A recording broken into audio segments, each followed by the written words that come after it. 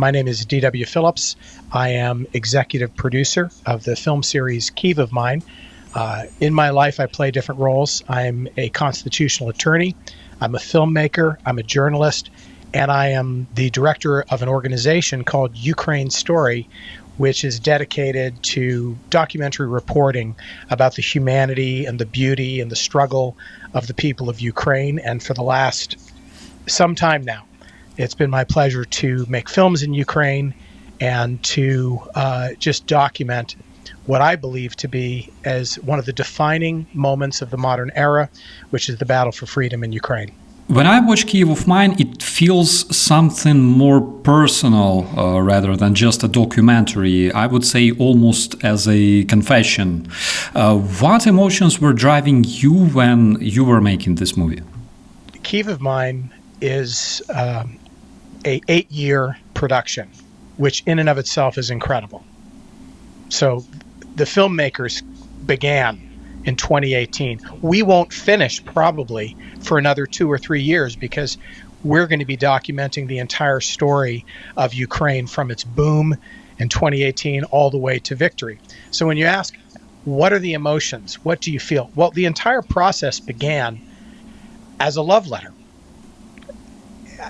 How can I explain this? The first leaders of the Kyiv of Mine project arrived. They started building their lives in Ukraine, fell in love with the country. It was exciting. Ukrainians were simply brilliant. They were brilliant. They were artistic. They were on fire for life. They were optimistic. It was nothing like what you see in the American Hollywood films. It was something that was like a secret, which was being withheld from the world. And all I can tell you is it was love. It was absolute passion. It was love. And the answer was, or the question was, what do we do about this? How do we let the world know about this little secret? Thus began the project of Kyiv of Mine. But I mean, to this day, when we walk, even in the midst of war, even with air raid sirens going off, when you walk through Kyiv, it's so exciting because you're seeing not only history in the making, but you're seeing a people that are just truly on the cusp of greatness, held back only by Russian invaders. So our hearts were very much touched. They remain touched this very day. And that's why we hope when people watch Kyiv of Mine, they learn a lot, but we want them to be entertained. But more than anything, we want them to fall in love. We've fallen in love. We want them to fall in love. Kyiv, like any other city on the planet, has a unique soul. How would you describe this soul? It's a combination of ancient and modern. The Kyivans are ancient. The city is ancient. It goes back almost 2,000 years, and yet it's extraordinarily modern. And so you find within the Ukrainian people this combination of this old soulishness. Like no one is going to pull anything over on a Ukrainian, especially not a Kyivan, period. You find this sort of robust passion for life and the spirit of innovation, which represents the modern time period. So when you walk into Kyiv and you meet, you really are with the people of Kyiv. You're experiencing the old world and the modern world come together in the very, very best. They are relentless in their pursuit for freedom. They have a zest for life. Starsky, something's happened to me. I've changed. And one of the ways in which I've changed is that I've really, really become enamored by Ukrainian humor. Ukrainian humor is different than American humor, but it's great. It's this sort of subtle, slightly dark, very wonderful wartime humor. And it's also a reflection of the greatness of the people of Ukraine, because Ukrainians are not victims. They don't act like victims. They don't talk like victims. Here in America, a lot of people are being trained to think and act like victims. I think that's a disgusting thought to a Ukrainian. Ukrainians are not going to be anybody's victim. They're going to fight. They have been attacked in that sense, sure, but they don't have that mentality. So you have this ancient spirit, this new soul. You have this sense of optimism about the future, but we're dug in to fight to the very end. You have this love for culture. If you want to eat well, go to Kyiv. Some of my best meals of my life are in Kyiv. In fact, right now I'm talking to you from Texas. I wish I was eating a meal in Ukraine. And I not only eat Ukrainian meals, I eat Georgian food in Kyiv, and I love that too. It's really a coming together of these wonderful cuisines, all of which have been incorporated into Ukrainian identity. That's a wonderful part of it. When I go to Kyiv, I also meet with athletes, all sorts of people. I meet with religious leaders, politicians, athletes, television personalities, teachers, just normal folk, and they all have the same sort of undying, relentless spirit. They're grateful, incredibly hardworking, funny sense of humor, and they're really smart. They're nobody's fool. It's really, for me, it's quite inspiring.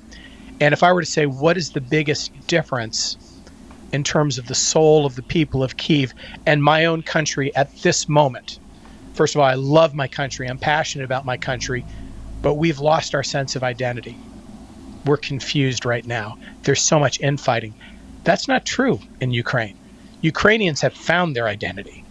Oh, sure, Ukrainians will fight amongst themselves, but if it's between themselves and somebody out, they're sticking together, right? They're sticking together. Maybe amongst themselves, but when it's against an enemy, they're sticking together, and they have a tremendous sense of their history. That's all part of their soul. Their history, their personality, how they got here, what they have endured. You can stop any person you meet and ask them about the Holodomor or ask them about a rock concert, and they're going to tell you the Ukrainian story.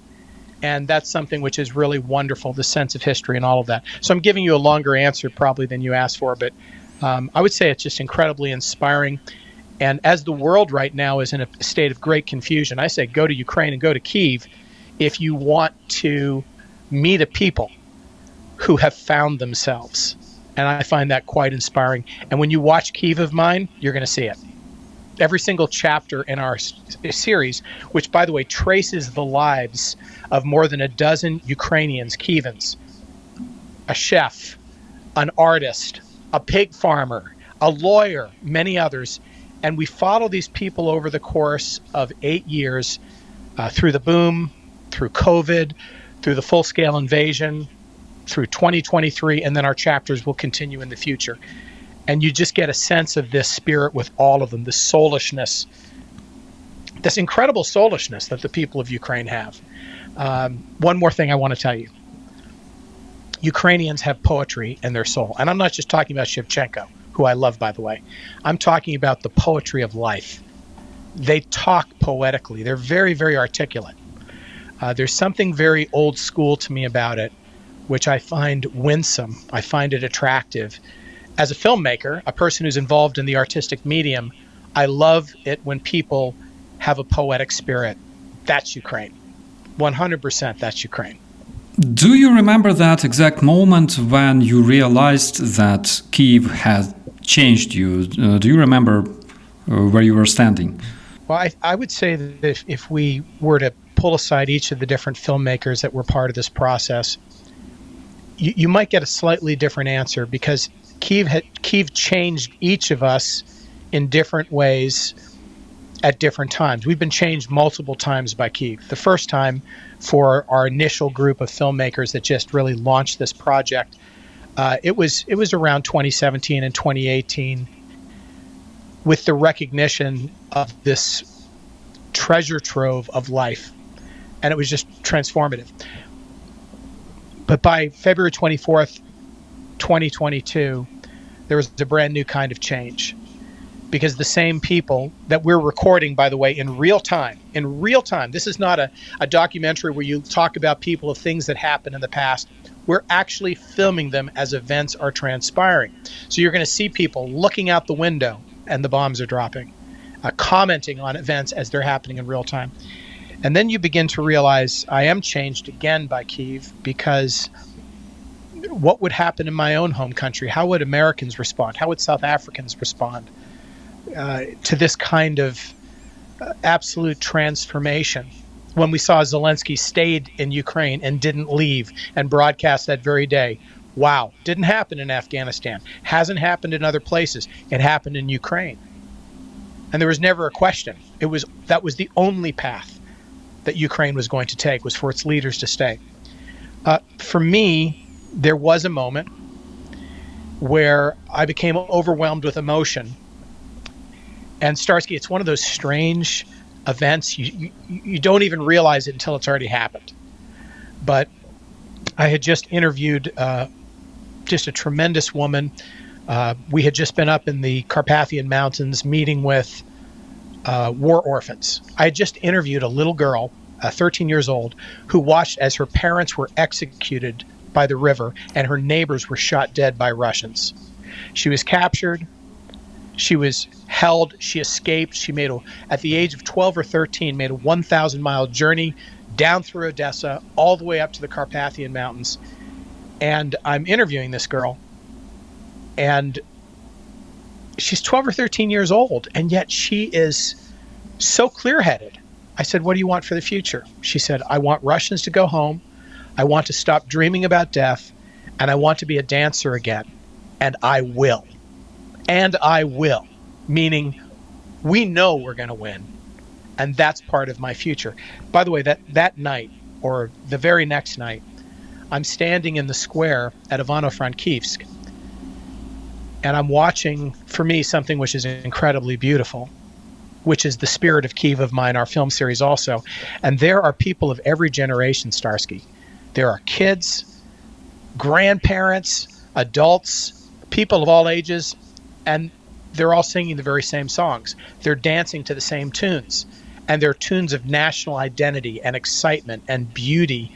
And I think, as you and I have spoken before, I was privileged to have about a dozen Ukrainian F-16 pilots as, I would say, guests over a period of just under a year in the United States while they were training here. And that's what we did. We went into the backyard, we smoked cigars, we drank Texas tequila, and we sang the old Ukrainian songs, and that's what I saw in Ivano-Frankivsk. And I thought to myself, why don't we have this in America? All generations coming together, knowing who they are, excited about what it means to be Ukrainian, with this beautiful sense of soulishness. Grandparents dancing with their 14-year-old granddaughters, young sweethearts out there dancing. Everyone's together. It's so beautiful, and it's lost in the modern world, but not in Ukraine. And I said, okay, Ukraine has changed me. How did your Ukrainian roots shape the way you see the story, not just as a filmmaker, but as a person finding his way back home? That's a really wonderful question. I thank you for asking me. I don't get to talk about this very often, so I'm happy to talk about it today. My great-grandfather came from Lviv, and he has an incredible story. I visited where he lived on my last trip to Lviv, and I walked the streets where he walked, and I also walked to the locations where extended family members, after he had left, were executed by Russians in Lviv. And my great-grandfather, he was being chased by Russians. They were pursuing him, and his neighbor hid him because he was a Jew. And the Russians were looking for him. And he made a deal. He said, if you will give me the money to get to America and protect me, I will bring back one member of every family from Lviv to the United States and allow them to establish a Ukrainian community. And he went to America. He was very successful. And he ended up bringing back approximately 16 Ukrainians who started a little Ukrainian community in Massachusetts. And that's what they did back then. But they came because of Russians. And on the other side of my family, also from Eastern Europe, also pursued by Russians. I grew up in a household where my father taught me from my earliest days the problem with the Russian imperial mentality. My father was involved in politics. He was a very high-ranking member of the Nixon presidential cabinet or leadership. He ran a government agency. And he was a very, very strong, vocal anti-communist. I think that those roots contributed to who he was. And then the two of us actually went to sub-Saharan Africa when I was a very young man, because we were on a mission over there to bring back information to the Reagan administration about the role of the Cubans and the Soviets in destabilizing sub-Saharan Africa. We lost a lot of friends. We saw a lot of people killed. I learned Russian tactics face to face, horrifying stories, I could tell you. I met with and interviewed people that were trained in terrorism from Patrice Lumumba University. And all of this you could trace back to my Ukrainian roots, because that's where it started. It started with people wanting freedom from Russia. And it's very difficult to explain to Americans that the Russian mentality is not Putin's mentality. It's not just the Soviet mentality. It's a mentality that's been institutionalized within Russian culture for a very long time. And it is incredibly demeaning of other nations and cultures. It's imperialistic by nature. And different groups have suffered horribly, whether it's the Crimean Tatars, whether it's Jews, whether it's Orthodox Christians that are not part of the Muscovite Patriarchate, whatever it happens to be. Russia is about crushing other people, and this is not a new concept. It's been around for a long time. Ukrainians get it. Americans are still figuring it out. But to conclude the answer to your question, which I thank you for asking, I mean, it's absolutely definitive to me. It's shaping to me the battle, I would say, of our culture versus the Russian culture. My entire life, that's been part of my whole life. Every love story has its heartbreaks, right? What has been the hardest emotional moment on this journey for you while making this movie? When you watch Kiev of Mine, you're going to meet some very beautiful people. I don't want to say which ones are my favorites. I have a couple, but I love all of them. Every one of them has a special place. Each one of the stories is very special. Some of the hardest things you can't put into a documentary film. They're just too personal. So we know about them as the filmmakers, as we get to know the people that we're sharing this cinematic space with to let the world know. I think what I would say is this, that there are maybe, there are over 40 million Ukrainians, and then there's diaspora. Every single living Ukrainian, certainly in Ukraine, has lost somebody or knows somebody who's lost somebody. There's not a single living Ukrainian, not one, that hasn't been directly affected by Russia in this war. I think that's a historical anomaly. It's extraordinary if you think about it. And what that means is that all of us, and you, even the people in Kiev of mine, the stories, some of the backstories are just heartbreaking. We all know people like that, or there are family members. And so these are hard things in the story of, I would say, some of the backstories that are not necessarily on the screen. On the screen, you're going to see people who explain how, while the bombs are falling, how can this happen? Why is this happening? You're going to watch them rebuild their lives. You're going to watch them say, I'm not going to quit. Starsky, one of the things I love is this idea that we're going to live fully today because we don't know if there's going to be a tomorrow. So Ukrainians are living very wholeheartedly, because when we say goodbye, we don't know if it's the very last time. Every time you go into a bomb shelter, there are these little jokes that are shared with each other, which is like, all right, may not see you again, but it's been great. So to me, all the stories are touching. I'm very touched by the people that chose to have children, which are in our stories. I'm very touched by the people that got married. That really moves me, because I think marriage during wartime can be one of the most romantic and beautiful and important things to do. And right now, Ukraine has a deficit of children, and we're losing our fathers. So it's very important that we see more marriages and we have more children in Ukraine, and we worry less about the fact that they're being born into war, and we worry and we think more about what's going to happen after the war, when these children are going to lead a free new nation. What I have noticed personally is that when the world talks about Ukraine, they usually start with the war. But when you and the team talk about Ukraine, you start with love. Why is that shift so important? Oh, okay. So this may be the most important question of our interview. Let's get into it. Ukraine needs a new narrative. The problem right now is that what most Americans and Europeans have seen is war and death. And by the way, that's very important. That's part of the story. What they've seen are tragedies and horrors. Again, they need to see those things. That's important. I'm not diminishing at all from that. But what they haven't seen is life and hope and beauty and love. They've been completely robbed of that.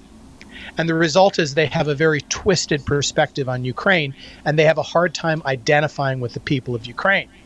They don't realize that the people of Ukraine are more American, for example, in the fact that they hold to this sort of spirit of 1776, give me liberty or give me death attitude. They don't realize that some of the most beautiful love stories, it's one of the things I like to collect, Starsky, are love stories. And when you travel through Ukraine, you meet people that they met in the sinews of war, they met in the bunkers, and they fell in love. Or they were at Untouchables in Lviv, where you can see I have the bracelet. I'm wearing the bracelet of Untouchables here, and they're amputees, and the nurse fell in love with the man that she's helping out. These are very, very beautiful stories, and the world needs love stories. The world wants love stories. Love stories speak to the things which are nearest and dearest to our heart, because at the end of the day, why are we fighting? Yes, we're fighting for freedom.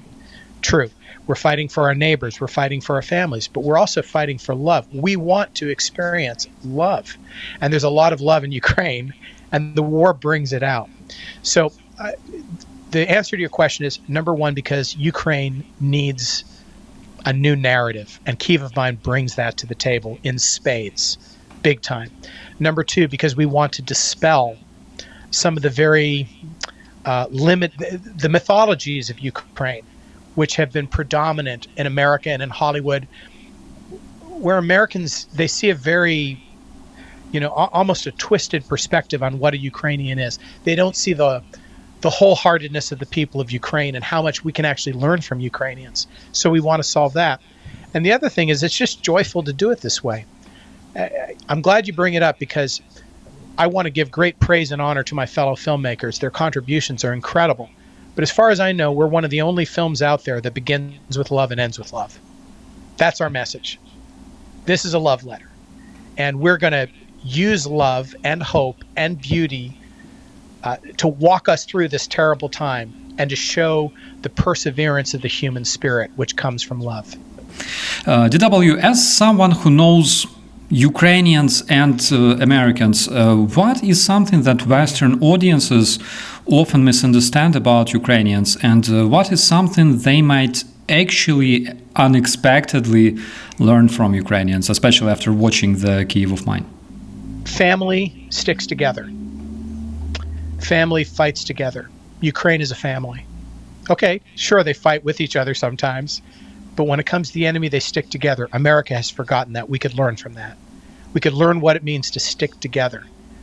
I had someone send me a picture 2 days ago from Maidan, and the picture was of my friend who was killed. And she sent me this picture, and she said, I saw a picture of your friend in the Hero Square in Maidan. And I said, thank you for remembering. And she said to me, well, he was your friend, but he is our hero. And I thought, wow, everybody feels it. Everybody feels it. Americans can learn from that. I think that Ukrainians are quite principled, actually, when it comes to saying what they mean and doing what they say and being opposed to corruption. Americans think that Ukraine is one big ball of corruption. What they don't understand is that corruption was imported from Russia, which had its tentacles on Ukraine all the way up to Maidan. And that ever since Maidan, since the Revolution of Dignity, Ukrainians have hated corruption and have been fighting so hard to get rid of it from their nation because of their mentality. They despise the thought of corruption. Absolutely hate it. Doesn't mean it's not still there. Sure it is. I bet there's more in America than in Ukraine. It's a different kind of corruption, but it's still corruption. But I think one thing Americans could learn where they're confused is that this is a people that once having tasted the poison of corruption, they're done. And Americans need to be that way too. We need to be done with stuff that is not helpful for our nation. Another thing Americans can learn about, and Starsky, you and I could talk a lot about this, is the fact that we're getting a lot of false information through television, through films, through Russian propaganda. It's ubiquitous. It's everywhere. It's a whole nother conversation, but this last week at the White House, the amount of KGB-style Kremlin messaging which took place when President Zelensky was visiting was absolutely disgusting. It was shameful. America should be embarrassed by what took place at the White House this last week, even as we were before. And the kind of messaging which is coming out, it's as if you're talking to 5-year-olds or 3-year-olds. It's almost as if the leaders of our nation are less educated than a 12-year-old with access to the internet. The stuff that's coming out is crazy.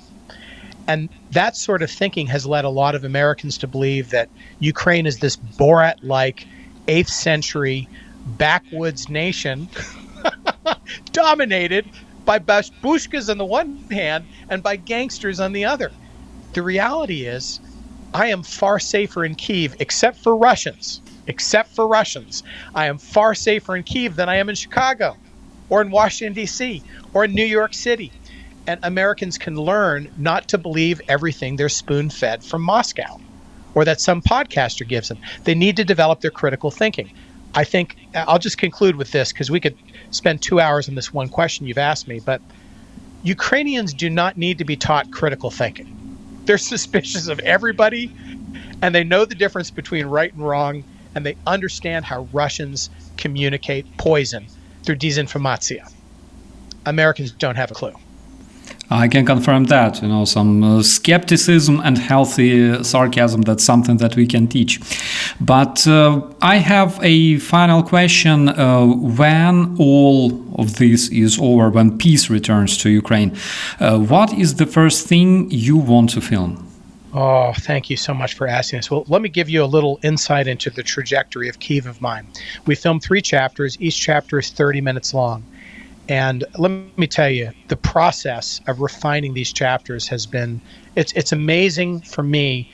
And I just want to give honor to the team for what they have done, because they've condensed so much, so efficiently and so emotionally and powerfully into these 30-minute episodes. But the next episode will take us into this time period, this time period we have now of waiting, the difficulty of not exactly knowing what comes next, the reality that we're in the 4th year of the war, just about.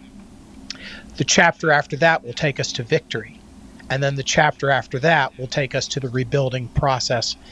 And so for me, if we now fast forward to a time period where we're talking about victory has just taken place, let me preface my answer by saying that I made a television series which broadcast in Poland about the story of D-Day. And I do an entire chapter on victory celebrations. And there never was a victory celebration like the end of World War II in Paris and in other places. And what you saw was a level of relief and joy and enthusiasm like the world had never seen. I believe that when there is true victory in Ukraine, you're going to see so much happiness, so much explosive joy, so much celebration. It will be the sort of things where maybe once, twice, a half a dozen times, maybe 20 times in the course of several centuries, an event of this magnitude takes place, where an entire world of Ukrainians and friends from around the world come together and they rejoice and they celebrate. And what I want to do is to be there to record the responses of people for all of posterity. I want the world to know what victory tastes like, what it feels like from the voices of the people in the streets. Because when you taste victory, when you taste freedom, you never want to go back to slavery. And it's the job of each generation to remind future generations, this is the price of your freedom. This is how hard we fought. This is why freedom is so sweet, because the cost of slavery was so terrible. And we're giving you this freedom, so use it well and remember it. That's what I hope to do when that time comes.